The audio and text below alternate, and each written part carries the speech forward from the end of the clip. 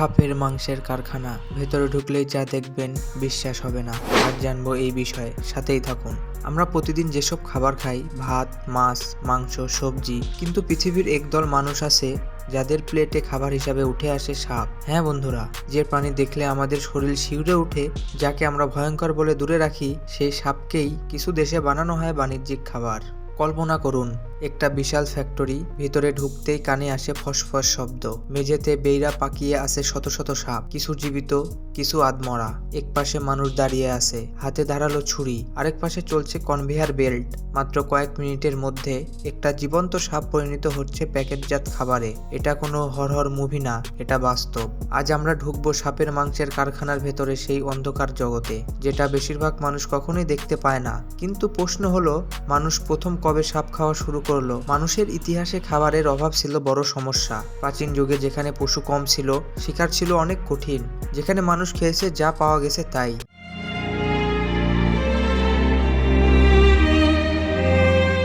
সাপ ছিল সহজ শিকার, ধরা যায় সহজে, মাংস আছে, আগুনে পুড়িয়েও খাওয়া যায়। এভাবেই শুরু হয় সাপ খাওয়ার সূচনা। পরবর্তীতে চীন ও দক্ষিণ পূর্ব এশিয়ায় সাপ খাওয়ার সাথে যুক্ত হয় ঔষধি বিশ্বাস।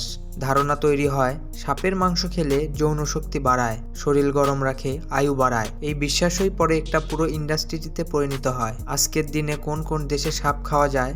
বর্তমান সবচেয়ে বেশি সাপ খাওয়া হয় চীনে, বিশেষ করে চীনের গুয়াংডং।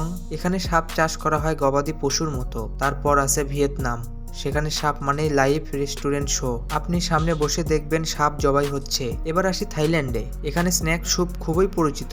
আফ্রিকার কিছু অঞ্চলে খাবারের অভাব এতই যে বন্যপ্রাণী তাদের প্রধান ভরসা। এখন জানাবো সাপের ফার্ম কিভাবে কাজ করে। অনেকেই মনে করেন সব সাপ বনে ধরা হয় না।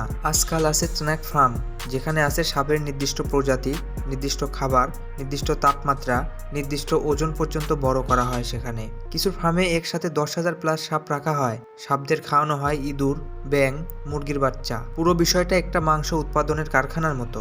আসুন এবার জানি সাপ কিভাবে হত্যা ও প্রসেস করা হয়। এই অংশটাই সবচেয়ে ভয়ঙ্কর। সাধারণ ধাপগুলো হলো ঠান্ডা করে সাপকে দুর্বল করা, মাথা কেটে ফেলা, শরীর কাঁপতে থাকে, চামড়া ছাড়ানো, মাংস আলাদা করা। ভয়ঙ্কর বিষয় হলো সাপের মাথা কেটে ফেলার পরও 30 মিনিট পর্যন্ত সাপ নড়াচড়া করতে পারে, কারণ সাপের স্নায়ুতন্ত্র অত্যন্ত শক্তিশালী। অনেক ভিডিওতে দেখা যায় কাটা মাথাও কামড়াচ্ছে। এটা শুধু নিষ্ঠুরতা নয়, এটা ভয়াবহ বাস্তবতা। সাপের কোন কোন অংশ ব্যবহার করা হয়? সাপের প্রায় সবকিছু ব্যবহার করা হয়। মাংস ব্যবহার করা হয় খাবারের জন্য, চামড়া ব্যবহার করা হয় ব্যাগ, জুতো ইত্যাদি, রক্ত স্নেক ওয়াইন হিসাবে ব্যবহার করা হয়, হাড় শক্তিশালী ওষুধ তৈরিতে ব্যবহার করা হয়। স্নেক ওয়াইন বানানো হয় জীবন্ত সাপ অ্যালকোহলে ডুবিয়ে। কিছু দেশ বিশ্বাস করে এটা যৌনশক্তি বাড়ায়। স্বাস্থ্য ঝুঁকি ও ভয়াবহ রোগ। এখানে সবচেয়ে গুরুত্বপূর্ণ অংশ হলো বিশ্ব স্বাস্থ্য সংস্থা WHO বলেছে বন্য প্রাণীর মাংস ভাইরাস কারখানা। সাপের শরীরে পাওয়া গেছে সালমোনেলা, পরজীবী, অজানা ব্যাকটেরিয়া। অনেক বিজ্ঞানীর মতে শ্বাস ও কোভিডের মতো ভাইরাস এভাবেই মানুষের শরীরে এসেছে। সব সাপ রান্না করলেও সব জীবাণু নষ্ট হয় না, এটাই সবচেয়ে বড় বিপদ। এবার জানবো সাপ কিভাবে নৈতিকতা ও পরিবেশের ক্ষতি করে। প্রশ্ন হলো, সব প্রাণী কি খাবার? সাপ পরিবেশে কাজ করে, ইঁদুর নিয়ন্ত্রণে কাজ করে। অতিরিক্ত শিকার মানের প্রকৃতির ভারসাম্য নষ্ট।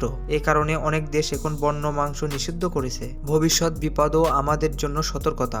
আপনি ভাবছেন এটা তো আমাদের দেশে হয় না, কিন্তু বিশ্বায়নের যুগে খাবার সীমান্ত মানে না। প্রসেসড ফুড, পাউডার, পশুখাদ্য, এইসবের মাধ্যমে ঝুঁকি ছড়িয়ে পড়ে। আপনি জানলেন সাপের মাংসের কারখানার ভেতরে সেই সত্য যা খুব কম মানুষই জানে। এটা শুধু খাবারের গল্প নয়, এটা মানুষের লোভ, বিশ্বাস আর বিপদের গল্প। ভিডিও যদি আপনার একটু হলেও ভাবায়, তাহলে আমাদের কাজ সফল। আর এমন অজানা সত্য জানতে তথ্য রহস্য চ্যানেলটি সাবস্ক্রাইব করুন, কারণ তথ্য সবসময় সুন্দর হয় না, কিন্তু জানা দরকার।